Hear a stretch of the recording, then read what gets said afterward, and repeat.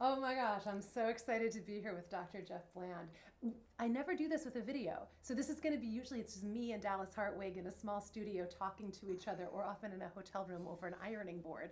This is much more robust. Thank you for having me in your home today. Oh, And what a treat. it's really lovely to be here with you. Thank you. And we just had a whole fun conversation where I got to be your guest, and now we're turning the Yeah, tables, and I get to have yeah. you be mine. I've been wanting to talk to you on this podcast for the longest time, and I know Dallas is going to be so bummed that I'm getting you all to myself because Dallas, like me, has been going to functional medicine workshops and seminars and clinical things for years. And you are, I often describe you as the kind of grandfather or one of the great pioneers of functional medicine. And I know that you're the co founder of the Institute for Functional Medicine, which we've referenced a lot on this podcast. But you also have a lot of other things going on these days in particular. And I know I think of you, there's the Personalized Lifestyle Medicine Institute and now Big Bold Health. For folks who have been following your career and your teachings, talk a little bit about how those three things relate to each other and what the archaeology of them and connection of them is. Well, first of all, I can't tell you how privileged I am to share this moment with you. You're a special person, and what you and Dallas are doing is a special message, and I really feel very fortunate to be part of the ebb and flow of this energy, so thank you. Thank you. And as it relates to me personally, I now finally recognize that I have to accept, as my sons have been saying for some years, Dad, you're venerable. And I knew that they were kind of like, what does venerable mean? But I think what they were really kidding me is to say that, you've been around in this field long enough now that people, even if they didn't know you, don't know you, they might have heard of your name if they're in this field at all, because you've touched a lot of different parts of it in your 40 years plus of being involved. And so to kind of simplify my journey into three activity areas. It starts really in 1990 with the Institute for Functional Medicine that was founded with my wife Susan, because she really urged me to think through what I was trying to do with my travel schedule. And now I think over the years I have more than 6 million miles of air travel, but back in those days it was less than that, but it was still a couple million. And she said, Jeff, and this was the early 80s, she said, why don't you bring together all these thought leaders that you keep talking about that are people that are creating new models, and why don't we sit down with a whiteboard and spend a few days just talking about the what ifs. What would healthcare look like if you were to remove licensure, remove reimbursement, all these kind of real world things. Just talk about delivering quality care. What would that look like? So that became really in 1989 and 90 the meetings that we held in Vancouver Island, British Columbia, which had about 35 to 40 opinion leaders that are really the founders of the functional medicine concept. And it really kind of catapulted me from where I had been as a professor, lecturer, researcher, working with Linus Pauling, a two-time Nobel Prize winner, to kind of this next level of we need to translate this information into the clinic and make it more accessible. And so that became the Institute for Functional Medicine, with our two objectives there in the founding of it: to, number one, produce a teachable curriculum that could lead to a higher quality of care where it was patient-centered healthcare, utilizing the concepts of systems biology. And then the second objective was to always keep at the leading edge, hopefully not the bleeding edge, with new ideas, new concepts, new things that were advancing the field, that we would be refreshing the curriculum all the time through opinion leaders that were not necessarily members of our club. So we were always kind of in that disruptive innovation of people that might even have been contrarians, but we wanted their opinions to be expressed. And so those two objectives really founded the Institute for Functional Medicine. Now, with that said, what happened over the many years, and that, well, let's say 2 decades, 20 plus years, I think that the Institute for Functional Medicine did a really great job, and I would even say an excellent job in objective number one, which was producing a teachable curriculum that could train people actually how to do this kind of thinking in their practice. So I give them an A for that. The difficulty, however, the challenge was, in order to be accredited by the American College of Continuing Medical Education Credit, there's one accrediting body for Category 1 credit for medical doctors and osteopaths, that we had to perform certain levels of evidentiary support that were washed through the lens of these organizations. Yeah. And so to try to keep that second objective alive, which was stay at the leading edge, not the bleeding edge, with new ideas and people that were, maybe disruptive, they would constantly want to say to us in our accreditation that we would come up to, they would say, well, let's see, is this translated to clinical, and has it proper evidence-based support? Evidence-based. And then we get into this whole, syllogism, and around we go. So we eventually at IFM recognized the most important thing was to maintain accreditation, because we wanted to demonstrate that we were producing a curriculum that would stand the test of scrutiny, and we had to give over a little bit of that innovation component. Yeah. So then that led me, because I'm a PhD, and kind of my heart is always in the innovation side of the equation, to say, okay, is there another place that we could put this innovation to keep it alive that wouldn't be tied to and governed by ACCME accreditation? And so that became the Personalized Lifestyle Medicine Institute, because they said, well, here now I can have an all-comers organization. I'm not vying for ACCME accreditation, so I can bring people that are innovators in medical devices, in informatics, and genomics, and all these different areas that we can pull together with clinicians and start exploring where the frontier lies. And hopefully that will then filter back into IFM information that kind of passes that level of evidentiary support. And so we always are refreshing the curriculum. So that we formed in 7 years ago, and now I'm very proud to say it's grown quite dramatically. We've produced 2 annual meetings a year. I got to go to one of those and actually be on a panel. Well, you were an incredible opinion leader. What do you mean you had to go? You were like an important key opinion leader yourself. So that has really grown up to achieve this second objective, which then leads to this last point, right, which is Big Bold Health. What is Big Bold Health? It sounds a little bit like it maybe it loses the continuity. So what I came to recognize over the years, and you know this better than I, that healthcare is really change in healthcare. Revolutions in healthcare is not driven top down, it's driven bottom up. Almost every great innovation in healthcare, from the use of the stethoscope to blood pressure measurements to antiseptics, washing your hands in the hospital, a Semmelweis thing, it really didn't come from top down. It came from kind of people saying, we're going to do this, or we think this is important, and this is something we want to adopt. And so the consumer-driven portion of this is a big part of as an agent of change, if you really want to do a transformative thing in healthcare specifically, but I think in general in society. So that then led me, and this is kind of, I'll try to make this story quick. I was at a meeting. I was asked to be a presenter at this meeting, which was attended by about 100 actually, opinion leader, health writers, health devotees, people that are notable in the field for either running companies or producing literature that would be read by the masses around health. And I felt that the universe that this group represented was something around 50 million people. Wow. That they would touch each year. And so here I am, I'm this guy that's been around in the field, principally focusing on the practitioner side of the business all these years. And I'm thinking I'm just going to be a good, quiet listener, conscious listener. That's not very good in my personality, I found. But occasionally people would ask me questions, and then I would answer. And then over the course of a 3-day meeting, I found myself being asked more and more in the course of the meeting. So that by the 3rd day, every time something was said, they would stop and someone would say, well, Jeff, what do you think of this? And then there would be silence in the room. So I thought, well, I must still have some equity. I still got it. I think so. I'm still on the okay.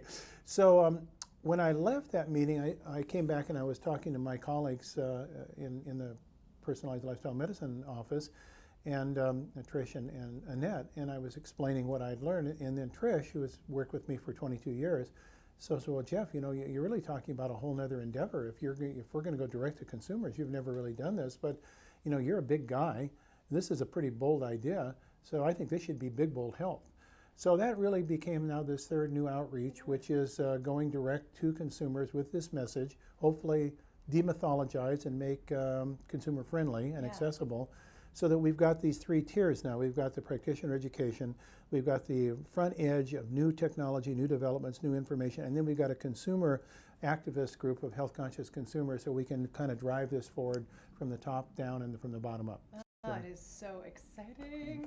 Okay, this is there's so many thoughts in my mind. First of all, we are going to have a whole separate conversation when we get done with this conversation about that, because I too feel like there's been pent up appetite on Yeah. the part of the consumer audience for a lot of the information that is shared at the practitioner level at IFM. And for me, as a layperson, I don't have a medical degree. I'm a health journalist, so I know a lot about this stuff from a research perspective.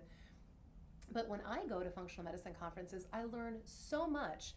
And it's directed at practitioners, so I have to filter it through a bit. And part of it is a little over my head. Part of it is like, ooh, that applies to me personally, and now I want to know more about my condition. But I think that what you're doing with Big Bold Health, first, it is big. It's incredibly ambitious. It's very disruptive, so bold for sure.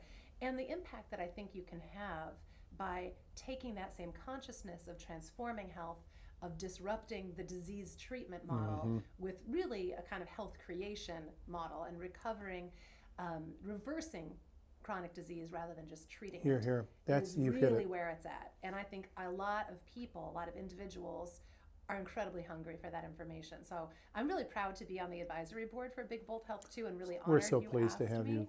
So I'm sharing the message in part out of just a sense of personal enthusiasm, and as a health journalist, I think more people need to know about it. And as someone who's now involved, I also will say, I'm just really excited to see where this is going to go, and we'll talk more about that in a minute.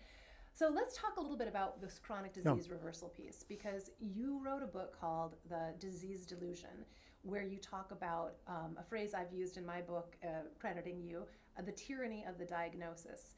Let's talk a little bit about just what chronic disease is, how it's presented to the average person receiving a diagnosis, and what the trajectory of their current experience is in the conventional system as they receive the "you've got a thing," and then what happens. Yeah, I think you do a beautiful job of describing this. So I'm going to parrot really what you say, probably not as well as you say it, but I believe that what happens in this diagnostic model that we have been born into, it's a model that's built for efficiency. So once you can get a name attached to something, it becomes easy to codify it, to think you understand it, which means you own it. And if you get both the person who has the name applied to them and the person who's giving them the name, both believing that that is a solution that will lead to a solution to the problem, then it's a self-consistent concept, and everybody can move ahead feeling like they're well served. The challenge, however, is that this model, which was built out of the emergence of medicine, which was really a triage form of emergency medicine first. So the first thing in medicine is to look at people that have bumps growing out of their body, or they're bleeding, or they've got some visible lesion. And so that's like your immediate first steps. And then you go from there to evolve more and more things like infectious disease, where we start to see bugs can cause disease, and then we see the birthing of the pharmaceutical industry with the development of antibiotics. So a molecule treats a bug that treats a disease. Everything is looking self-consistent. So if you have The cookbook medicine approach. it is. It's wonderful. And if you can memorize, you're going to be successful. Because, oh, that symptom, that disease, that drug, boy, now I'm going to be successful. So up till about, say, the mid-1950s or early 60s maybe, this model was reasonably intact and seemed to work for the majority of the kinds of problems that people would then see physicians for or go to the hospital for. But then, as we all know, and if you talked about brilliantly over years in experienced life, a new series of problems started to emerge to become now the dominant problems of our culture, dominant health problems, which are these non-infectious diseases, right? Non-communicable diseases. Like type 2 diabetes, heart disease, Dementia. Yeah, and even cancer in that particular family of disorders. So these kind of conditions, autoimmune diseases, of which there are 88 different diagnoses, and so as we start to see these chronic diseases emerge, which have long latent periods of earlier symptoms that become more and more progressive over time, and it is as if we can't fight out the symptoms, they just lead to disability and degeneration and ultimate serious medical intervention necessity. The model of one disease name for one cause treated by one drug just doesn't work. right. And it's not like it doesn't work partially. It just Doesn't work doesn't at work. all. And so we start saying, well, what is about it that's working? Because it's still around, so it must not be a total failure. Well, it's working to the extent that it can manage a lot of these symptoms. So if your dominant symptom is pain, you can find a pain drug. If it's sleep disturbance, you find a sleeping pill. If it's depression, you find an antidepressant. If it's cardiac irregularities, you find something for your cardiac rhythm. So you've got a whole array of different medications, in fact, hundreds, that are really treating the outcome, the effects, but not treating the cause. So you've got this series of diseases with the symptoms that are being managed by the drugs, but it's not really treating the cause. And so we now have a whole array of a pharmacology of literally hundreds of approved drugs that will I call them good Band-Aid remedies because they handle the emergency of discomfort, but they're not retarding the progression of the ultimate cause of the disease. So you get worse with time, and that means that you are going to become more medically affiliated around the concept of crisis, which means you get more intervention, more costly, and the system, which is built on service and providing a fee-for-service value proposition, which makes profit for big companies, has a lifetime, rest of their life patient, right? So you've got a customer that's not going away. In fact, the customer is going to be using more and more expensive things over time. Average customer value, lifetime value just keeps That's going exactly up. right. Yeah. So the economy, the economics of this in terms of the health system, assuming that the population will buy into this model and not object to it strategically or philosophically, and is willing to pay the inflating costs over years by their health insurance or their health care premiums going up year after year, and they'll complain but continue to pay, the model stays around. Yeah. Because, okay, people are making money, and we got all these people going to work, and we got these building these wonderful ivory towers and so forth. But if you start to look at the emperor with no clothes, then you say, well, hold on just a minute here. Maybe there's something that we're not asking on the front edge of this. And then we say, okay, what have we learned since the year 2000? What we have learned since the year 2000, which was, I call a threshold year, because that was the Rose Garden with Craig Venter and President Clinton and the government scientists all deciphering the human genome, our book of life, our most precious thing that we'll ever own, that we should not deface or tamper with. That book of life, although it has not led to all the kinds of things that we might have thought immediately, it has opened up a new vision of the pluripotentiality, meaning the multiple ways that humans can be expressed into how they look, act, and feel. That's called their phenotype.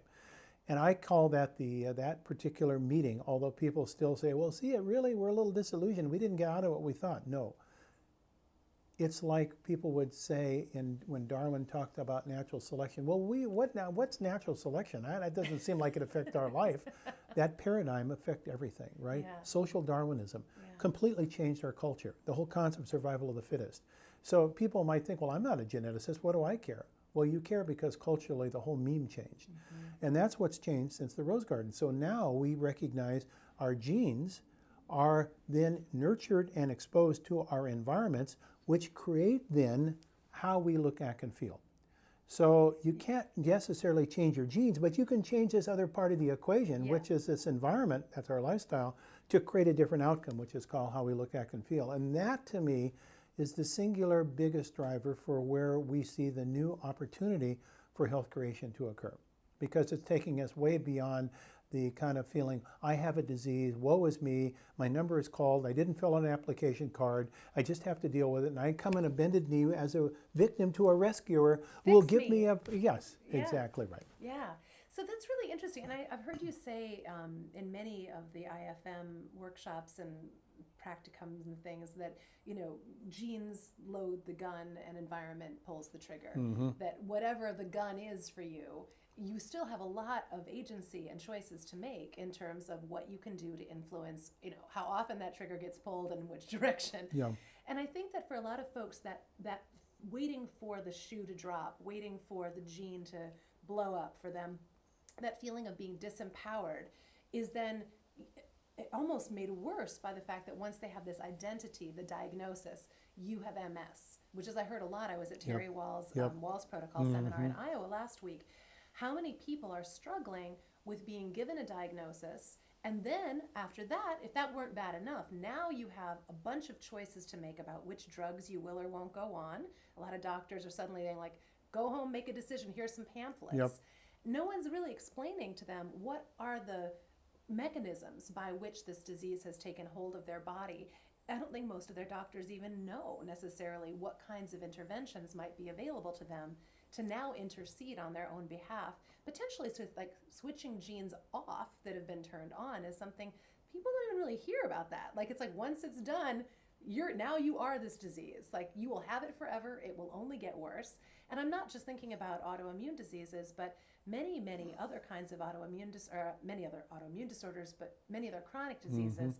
And I would love for you to talk a little bit about which are the chronic disease states that you think have the most promise to be resolved by functional medicine and progressive medicine and personalized medicine that many patients have received relatively hopeless diagnoses for. You are this disease state, you will die of this disease, or you will never get better from this, it will only progress. Yeah. I mean, autoimmune comes to mind, but also a bunch of others. I'm interested in your point of view on that. Well, you've now unearthed the disruptive Jeff Bland. Ooh, out comes the big bull. Out comes the Jeff Bland. So I think we're carrying, even in what might be considered the complementary alternative and functional medicine circles, a false assumption. Now, I think I may be one of the few people that's saying this, so I'm not saying that I'm necessarily right, but I at least want to put it out there for consideration.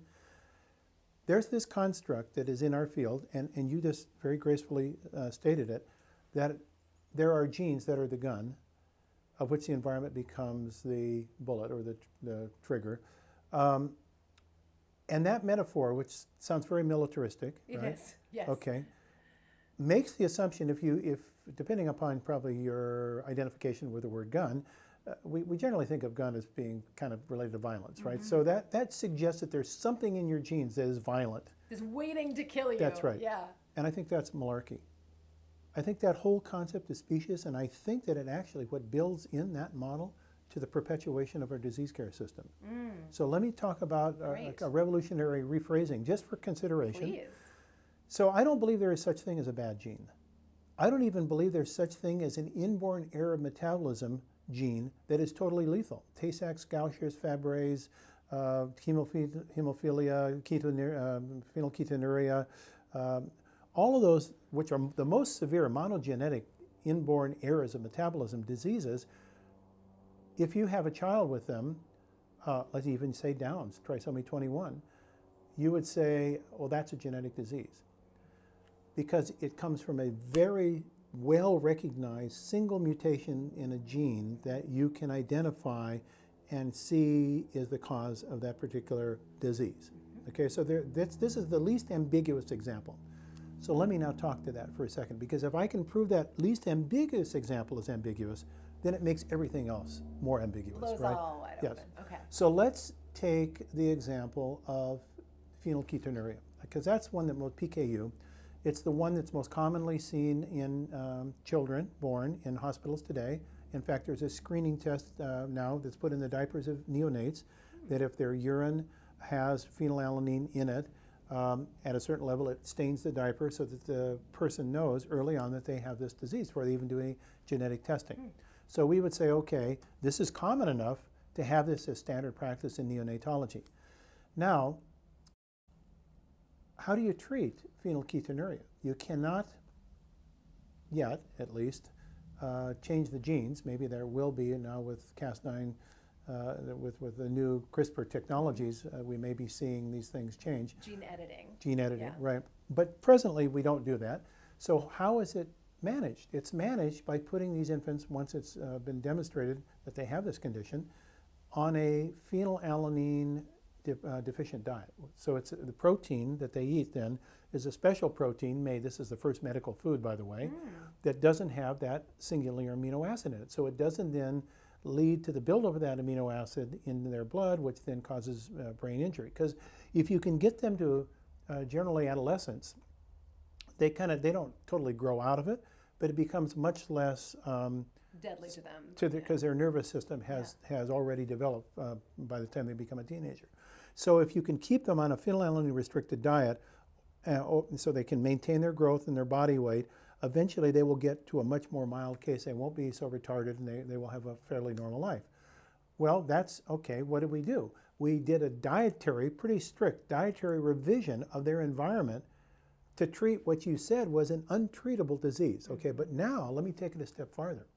Now I'm going to get into, this is where Jeff Bland gets down into the kind of the maybe deep workings of our body, but I think stick with me for half a second. The incredible voyage. Going down with Dr. Jeff Bland, Exactly. people, hang in. So in the body, when that amino acid that's in protein called phenylalanine is metabolized, it gets converted to another amino acid called tyrosine. And then tyrosine is further converted on and eventually is used in protein or is lost out of the body by elimination. Now, it turns out that conversion of phenylalanine to tyrosine is controlled by an enzyme, and that's the enzyme that the gene is malformed. So they can't convert the phenylalanine with that enzyme effectively to tyrosine. They can convert it somewhat, but it's not fully active. And there are different degrees of severity of phenylketonuria. Some people have a really defective enzyme, and other people just have a modestly defective. So it's not like totally you have it or you don't. You can have intermediary cases. Now, it turns out that enzyme, like all enzymes in the body, doesn't work by itself. It has a buddy. This is called a coenzyme or a cofactor that facilitates its activity. And it turns out that enzyme, phenylalanine hydroxylase, has a co-buddy called tetrahydrobiopterin. So it's a whole village of activity. Yes, and tetrahydrobiopterin comes from folic acid. It's related to folic acid. So the question is, what would happen if you gave a child with phenylketonuria high levels of the buddy, tetrahydrobiopterin? Could it accelerate the ability of that enzyme to convert phenylalanine to tyrosine? And the answer to that study has been done, published in the New England Journal of Medicine. And yes, you can treat phenylketonuria by giving tetrahydrobiopterin. So that's at the far end of the spectrum. That's right, and that's where the parent would say, "There's nothing I can do." It's a monogenetic disorder. Now let's go to a more simple case: type 2 diabetes, coronary heart disease, dementia, rheumatoid arthritis, systemic lupus erythematosus, inflammatory bowel disease. I mean, just go down the laundry list of these chronic complaints and ask, okay, what's the gene that's malformed that causes that disease? And the answer is, we don't know. Because it's a whole, as you said, use the word village, it's multiple genes working together, all of which are communicating with our lifestyle that create an outcome that is producing that effect. Yeah. And that effect may not be a hazardous effect. It may actually be an effect that those genes were designed to produce because they're a legacy from a time gone by where maybe that was an advantage. There's a functional component. That's right. But now our environment has changed, so what was functionally beneficial is now functionally not so beneficial. In fact, it's detrimental. Yeah. And so the whole way we cast this, because what happens is we stigmatize people by saying you have flawed genes. Yeah.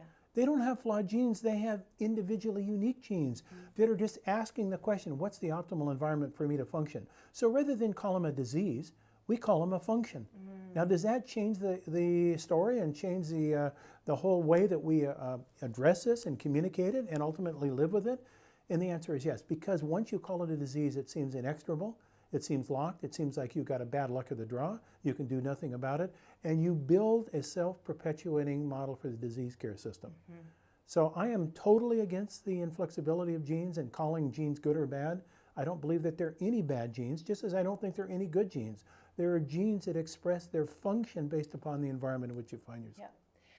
Okay, wow, that's mind-blowing. And I love that. And I really do think that this binary way that we approach health of good and bad, like it is not very helpful to people. For one thing, here's something that interests me.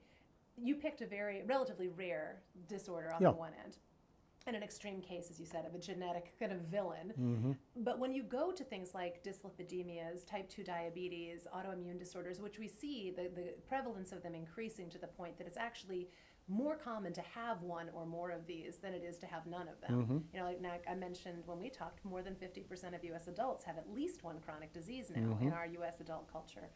So there's some stuff that we know angers the systems of a lot of people, namely a standard American diet, the sedentary lifestyle, the not getting enough sleep, the highly inflammatory environmental triggers. And I remember hearing Mark Hyman, Dr. Mark Hyman, mention once that about 80% of the people who come into his clinic to be treated, he's at the Center for Functional Medicine now at Cleveland Clinic, 80% of them get better, at least significantly, on something as simple as a high nutrient, low inflammatory elimination diet. Basically taking out grains, taking out sugar, alcohol, a bunch of common inflammatory agents. And what happens is typically, at least by the way he described it, people's guts start to heal, their nutrition goes up, their inflammation goes down, and a lot of the symptoms that had them receive the diagnosis of type 2 diabetes or autoimmune disorder start to disappear. And suddenly, they no longer have /are that disease. And yet, they're told by their doctors that there isn't anything that they can do. And you start to think about the fact that 50, 60, 70% of US adults are now suffering from these kind of, if not death sentences, at least really reduced quality of life sentences that, as you say, on top of feeling crappy and being dependent on a pharmaceutical drug, engages them in a lifelong interchange with a relatively toxic conventional medical system that doesn't speak this language that you're speaking. How can we begin to make a bridge between, on the one hand, the kind of arcane knowledge that exists inside of personalized medicine and personalized nutrition that speaks these very, in gene SNPs and things that most people just don't have their heads around at all. How do we translate that to the disagreement that's happening, the mismatch that's happening between the way most of us are living and the way most of our genes, our dominant genes, what we have in common? Well, you have just crossed my threshold into the big, bold health. Woo! I was hoping we would make this we voyage just together. made it across the threshold, because what I've come to recognize, and I'm a strong advocate for testing this to see if other people believe what I've recognized is true, that you can never form a health system out of the previous model that we talked about, which is the disease care. Because a health system that comes out of the disease care is called a disease risk reduction system, right? So you go to your doctor, they're enlightened. She says to you, you have these risks to disease, and we need to deal with risk. It may be high blood pressure, it may be high cholesterol, it may whatever they use as their standard markers for risk. And you go home and say, I don't like to be at risk. I want to lower my risk. I've been given this program for lowering my risk. It could be a pharmaceutical or it could be a lifestyle. And you start into it, but not too long into it, your motivation starts to wane, because really the concept of risk is a little fuzzy, and it doesn't lead to every day. Your risk is way out there. The donut's right here. It's exactly right. And then you say, well, they talked about prevention, but what am I preventing? I don't know if I prevented unless I got it to know that I didn't prevent it. Yeah. And so it's the whole behavior mod kind of motivation wanes very rapidly. It's why we have such poor long-term affiliation with things that are the best for a person to do. And so I say non-compliance, I believe. Non-compliance, that's right. Yeah. So with that as a theme, what's the alternative? The alternative is to ask, what is it that really motivates people to undergo behavior change and to stick with something? Because if they're not willing to do it because it's part of their daily breathing and living, it's not going to stick. And so I've been asking that question for a lot of years in my life, professional and otherwise. And I finally recognized that the only thing that really motivates people to understand personally their health is their function. Now, then I started to ask myself the question, in all medical school, in all training I got, which I went through, 8 years of postgraduate training and all sorts of different subspecialty things, was there ever really any discussion about function? And the answer was no. It was all around, you're here okay, over here disease. There was nothing like in between, like the transition. And so then I got thinking, well, what is function? And of course, this is really the birthing kind of the functional medicine concept. But what I came to recognize that the function really can be quantified, just as you can quantify disease. Because disease has very sharp edges of diagnostic criteria that are associated with each of those names. Yeah. They have to fulfill certain criteria, and you can have a checkbox, and people like checkboxes. You have got that disease. But we don't have that for health. You ask a person, how's your health? Where's the checkbox? Yeah. Oh, my health is okay, it feels okay. Well, that's like really gushy and smooshy. Namby-pamby, Yeah.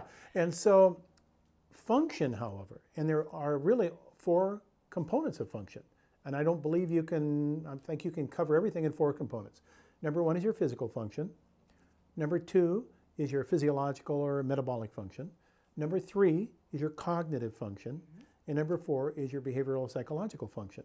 So all aspects of those 4 then circumscribe or describe how we live and how we feel. So when you ask a person, how's your health, they are doing a mind map to say, how do I fit into that schema that's related to me personally of those 4 different areas. Now for one person, maybe physical health is like the most important. So maybe they're cognitively very intact, but their physical health, performance as function is not up to, so they would say, well, my health is not so good. Another person, however, maybe their cognitive function, their memory is not what they want it to be. Their physical function is fine, their cognitive, so they're going to have a different decremental change in their function as it relates to health. Yep. And so to me, what I landed on is I said, if we want to really create a healthcare system and we want to de-dock from the disease care system, we have to relanguage ourselves entirely. We can't be handmaidens to the disease care system. There's a whole probably gender thing that I shouldn't be using, but we shouldn't be stepchildren to the disease care system. And the only way you do that is develop a different system that is equally quantifiable with its own language, measurable, and outcome can be evaluated through tests. And then you can say, if you're in the health system, you're using these criteria. If you're in the disease care system, you're using these. We need them both, but they have different applications in different languages. Totally different mindset. Exactly. And a different mattering map. So entirely. function becomes the measure of health, and you quantify it, and you teach every doc or practitioner who is involved with assessing what they would say health to assess function. Not the absence of disease. The absence of disease is not the presence of health. It's hard for people to kind of get their head around that, but this is the tenet of medicine, because once you say that the health is the absence of disease, you're once again owned by the disease care system. Totally. Yeah. And so I'm very much a renegade kind of revolutionary saying Deviant. the disease, yes, I am a deviant, yes, and we need to depart from that model to create this other, if we really want to talk about health and health creation. It's so interesting. I'm thinking about how many friends I have who have gone to seen conventional doctors with a health complaint that's like something doesn't feel right. Like I'm not able to do this thing I used to do. And they're told, oh, you're just getting older. Or, there's nothing wrong with you. I'm looking at your labs, you're fine. And they're like, I'm not fine. I used to be able to eat this thing. I can't eat it anymore. Or I used to be able to sleep through the night and now I can't. And I think that a lot of what passes for acceptable health is really like the early signs of a body degrading and losing function. Absolutely. Just not recognized by the disease care models that we have. Precisely. And it doesn't have a code. So you can't be diagnosed. And if you can't be diagnosed, you can't be treated. And if you can't be reimbursed for the treatment. And it's like this whole cluster of dysfunctional notions and ideas that we've accepted as reality. It's a self-consistent system that perpetuates disease. It's the tyranny of disease. That's what I'm saying. And in fact, as you've described it, I just keep thinking about these syllogisms, these things that work on themselves, like dog chasing their tail, that are self-perpetuating, because well-meaning people, I mean, we're talking about people that spend lots of their lives becoming experts in healthcare, are really dealing with disease care, even public health people. And when Maybe especially public health people. Yes. You know? And when I talk to individuals, I say, where did the model that you are so skilled in the art to do derive? And they'll say, well, it derived out of studies. And I said, okay, what type of studies? Well, it derived out of studies of people. What group of people? Sick people. Sick people and large numbers of people, population-based, not individual experiences. Right. So you are unique, and you're being compared to an average of thousands that you lose in the noise the uniqueness. And then you wonder why we get outliers and adverse effects and things that don't work. And then we look at the 20 most prescribed drugs in America. Now this is actual fact coming from the Nature magazine publication in 2005, looking at the successful outcome of the 20 most commonly prescribed drugs in America. I don't want to even look. In which the success, the best of them, the best of the 20 was 6 out of 10, 60%. The worst was 1 out of 10. Wow. Now That had a positive that had a positive effect. expected effect. And then you would say, well, how that can be? Because we do all these studies and billions of dollars and the government approves it. Because if you have a large enough population base and you have somebody in that population or some people that have hugely good responses, it can mask a lot of the people that have got benign response, and you get a statistic that looks good enough to get an approval. Yeah, that's incredible to me. As you're describing all of this, there's a story that's coming to mind that I want to tell you about a person I met recently who's a congressman, a representative, and he is suffering from a very late stage type 2 diabetes, peripheral arterial disease. He's been given, he's on a waiting list for a kidney, he's on dialysis, he's got a foot that may need to get amputated. I mean, this guy is far down this stream. And in looking at, what the counsel that he's been given, for example, by his doctors, the diet that his dialysis center hands him to follow, all of the counsel that he's been given that is lifestyle-oriented interventions is actually, based on what I can see, according to the research that's more recent, not great advice, and in fact very counterproductive advice. So low fat, higher whole grains, avoiding red meats and anything that might have protein in it, and being just like awash in refined carbohydrates that are with fat-free things on them. Lo and behold, he's not getting any better. And now these interventions are taking their toll. And I'm sure he's on statins for elevated cholesterol. It turns out statins are one of those things that can actually have a negative effect, based on the research I've recently read, on peripheral arterial disease. So now you have this tyranny of the diagnosis combined with the tyranny of the treatment, combined with the kind of identity of I'm getting worse and will only get worse, and now my options are more and more invasive, disfiguring surgeries or incredibly life-reducing, vitality-reducing treatments like dialysis. And this guy has got children. He's got a life. He's got a really important job. And I mean, among the group of people you would think would have the most access to the best kinds of treatments, this guy's like in the top category of those people, and he's still being held in this horrible purgatory of worsening health that doesn't look like the outcomes are going to be good. And we know life expectancy for people on dialysis, I think, is like 5 years on average or something. So when you reference the kinds of things that you're talking about, and you look on the other end at people who are encountering this on a day-to-day basis, this is like their real life lived experience.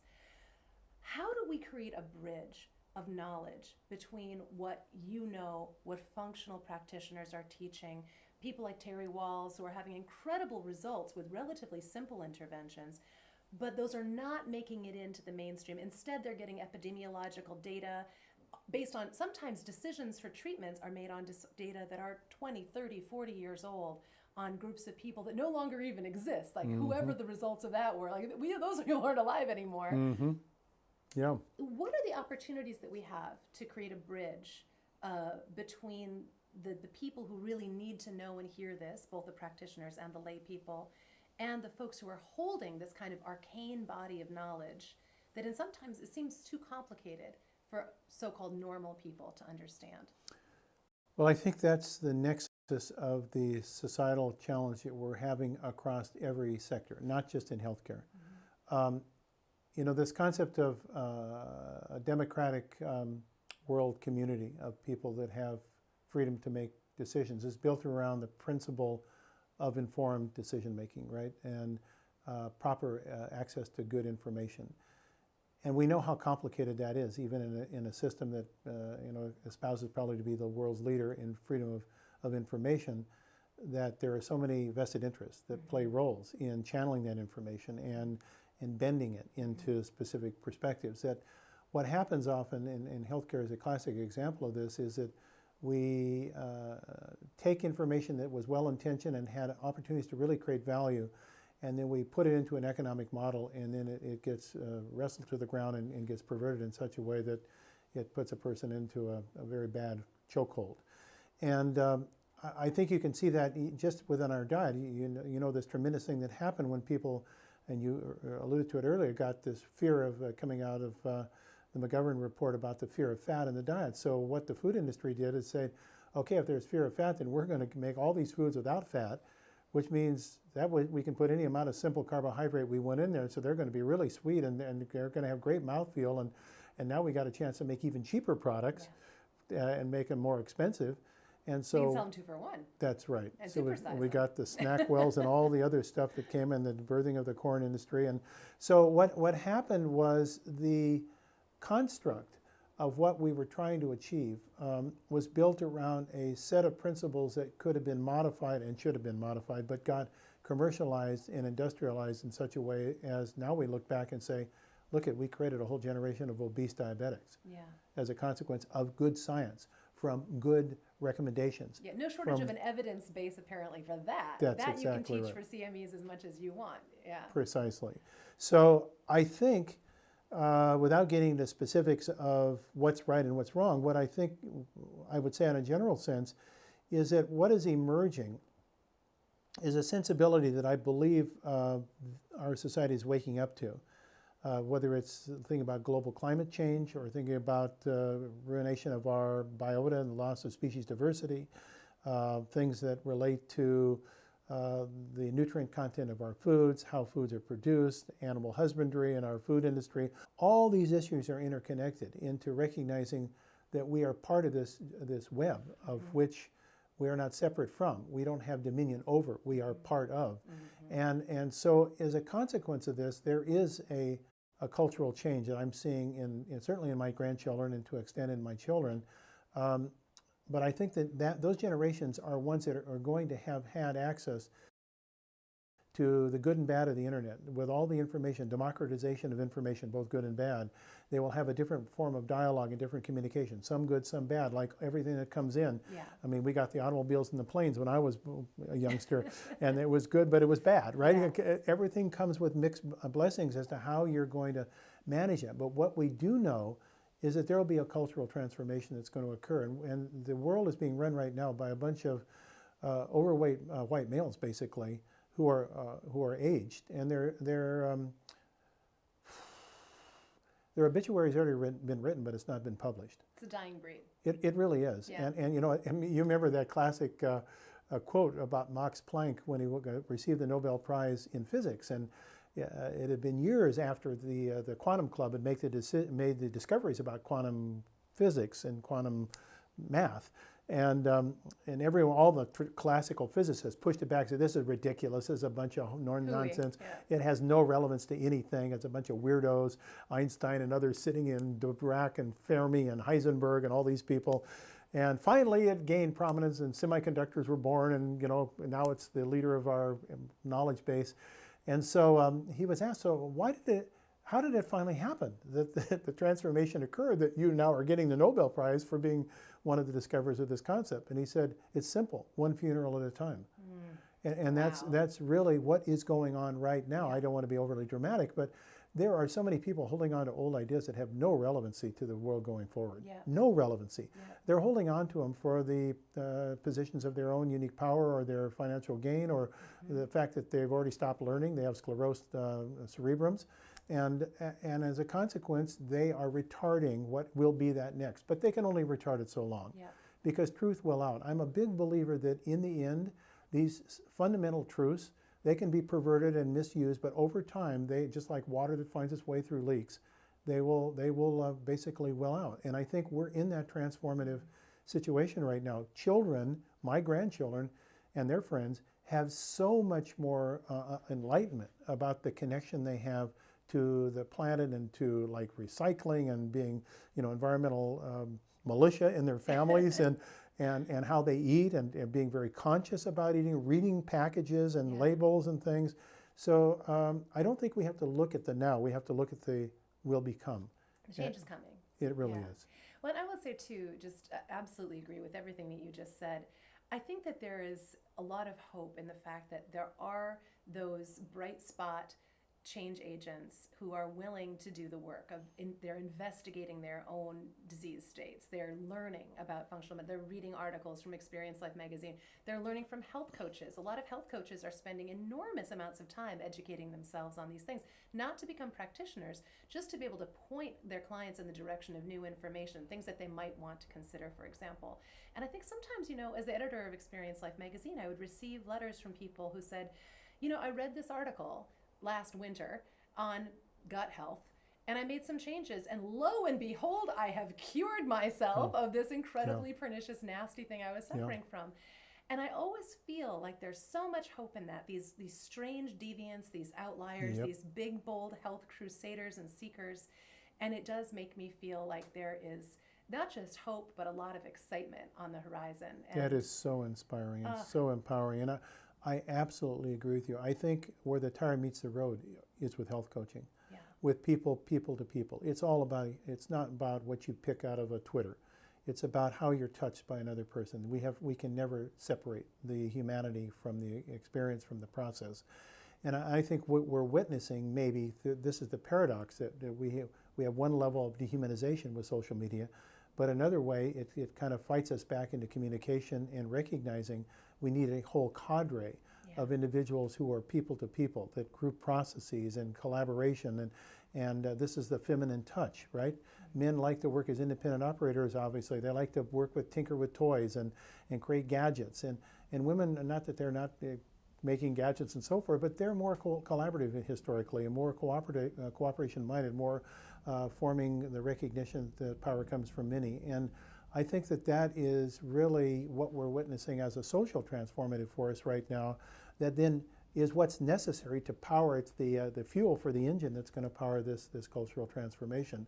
Because the tools we have, someone has said, many people have said, Michael Pollan has said it in his books, we don't need a lot of new information. The information we have is adequate from which we make decisions. We need ways of making it so sentient and so human and so easily adopted into our daily living that it is like saying it's every breath we take. We don't think about respiration. And I think that's the transformation, because the concept of eating sanely, living sanely, being respectful, having love in your life, these are like not major new discoveries, right? And we just need to revalidate them. We learn old things in new ways, and then we incorporate it in within social systems so that we get value. So what used to be called an externality now becomes an internality for which it's immeasurable. Once, it wasn't a Peter Drucker that said, only that will happen which you can measure. And if we don't measure these things so that we can quantify them and make them see value, then they just become artifacts and can be easily marginalized. And life cannot be marginalized. So that's the principle that we're really talking about. Absolutely. Oh, life cannot be marginalized. They put that on the back of the Big Bold t-shirt. Oh, this is great. So we're going to take a break, and when we come back, we always like to offer our listeners an experiment, something that they can pull out of this conversation, or an idea that's related that they can try in their own life and put to use, practically in their own world. Will you stick with me for a second? Oh yeah, love it. Okay, right. Thanks.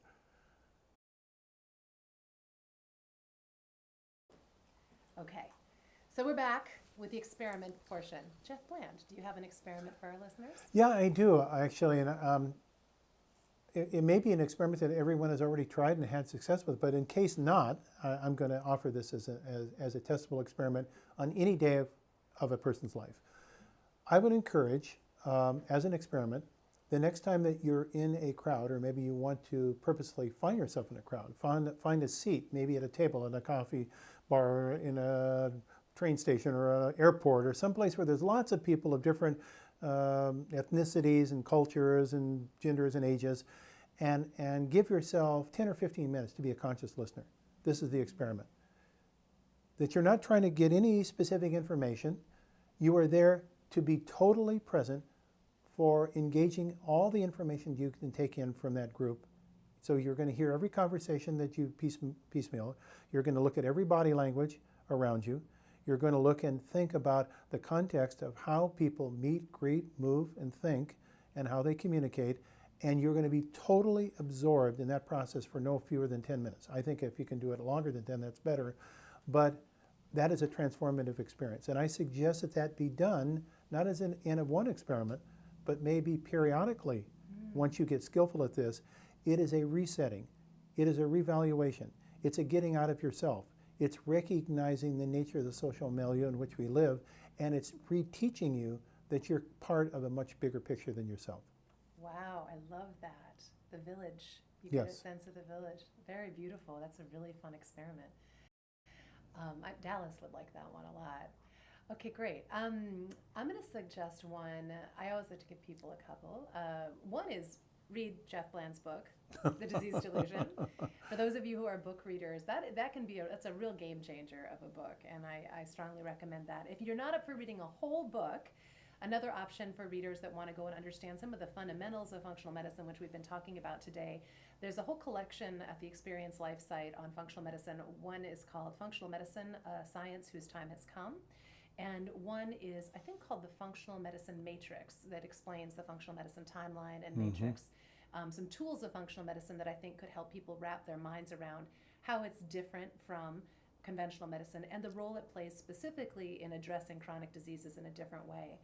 A third one, for those of you who are not necessarily readers but interested in kind of just understanding where all of this is going, if you suffer from a chronic disease or you know someone who does, think about going and Googling the name of the disease and reversal or reversing and the term functional medicine and see what comes up. I say this because I did this recently and it was fascinating to me. I tried it with rheumatoid arthritis. I tried it with type 2 diabetes. I tried it with virtually every autoimmune disease I could think of, Alzheimer's. I mean, there is really no chronic disease I could not find some reference to reversal and some evidence of success of reversal, typically with functional practitioners and protocols and ideas and interventions that mostly begin at this very holistic level, like how are you living day to day? Yes. And when and where did these disease states come upon you? What were the mediators, the antecedents, the triggers? And it really does help you understand, maybe for the first time, the role you can play in your own healing and where you need help. Because frankly, we all need each other. And I really thank you for being part of my posse and my healing group. Well, that's how I feel. It is mutually a group of admiration between the two of us. And I would just encourage, we are trying to really understand how individuals define health. Yes. I think this, believe it or not, is a literature that it's not very robust and probably for reasons that are obvious, that people have been so weighted by the disease model that the health model, as I've described it, has kind of languished. So I would encourage anyone that wants to weigh in on how they see health, if they could go to our website, bigboldhealth.com. We have a question there, what is health to you? And you can just type in one word, or you can type in a sentence, or if you want to type in a paragraph. But we're trying to codify enough responses so that we could say, hey, in a universe of such and such people, here is the range of ways that people define health. Neat. And it's going to be much broader than the way they define disease. I can guarantee that. I love that. Well, I will say too, you're thinking, just the notion of function as a measure of health, as a way of thinking about how am I operating. What is that experience like, I think is so important. So there's a lot to think about. Will you make me one promise? You will come back on and we can talk some more. I have I'd more love things it. I want to talk to you about. Absolutely. Thank you. All right. Thank you so much. Thank you so much. Happy experimenting, Oh, my everybody. word. Thank you so much.